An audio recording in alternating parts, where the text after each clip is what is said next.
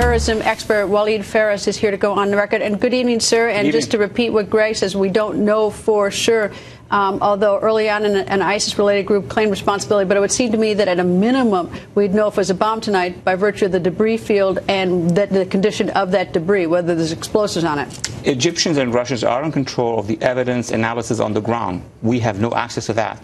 We have evidence from the air, the flash, and also now what we're learning, which is, to me, the most important, we understand that there was a conversation. And that conversation between ISIS affiliates and ISIS allies has determined that they were behind it.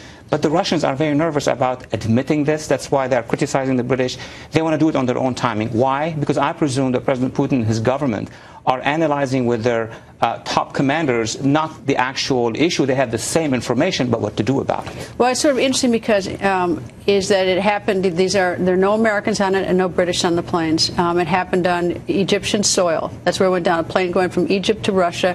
And it's a French-built aircraft. It's an Airbus. So it's sort of interesting that David Cameron, the Prime Minister, is taking such an active, aggressive role in this, and I applaud him for it.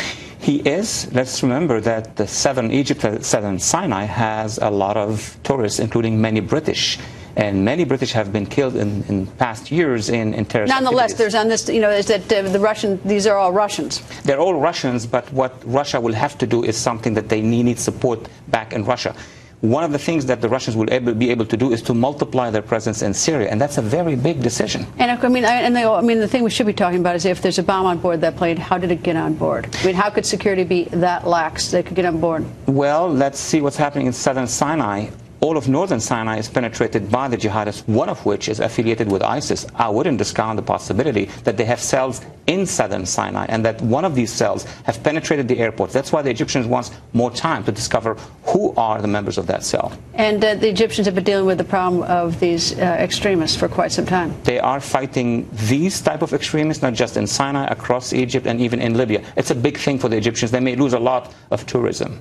Is the whole world at risk tonight? I think the world has understood that the risk is much bigger. It was always there, and ISIS is trying elsewhere and will be trying, unfortunately. But for the first time, we see how bad it is, how the situation is extremely dangerous. I sort of, in a horrible way, I mean, after Lockerbie, I guess I sort of expected that at some point, ISIS is never, ISIS is nothing but a cruel, horrible organization. I sort of expected that they would try to do this. Me too. They are cruel on the ground, and if they can reach the space, air, train, tunnels, they will do. What will Putin do? If this is ISIS, what will Putin do? He will have, Greta, to do something so big to deter them on the one hand, but also to satisfy his public opinion. They're very upset about what's happening, because some are blaming him by going to Syria, attracting that ire from ISIS. And what should the United States be doing?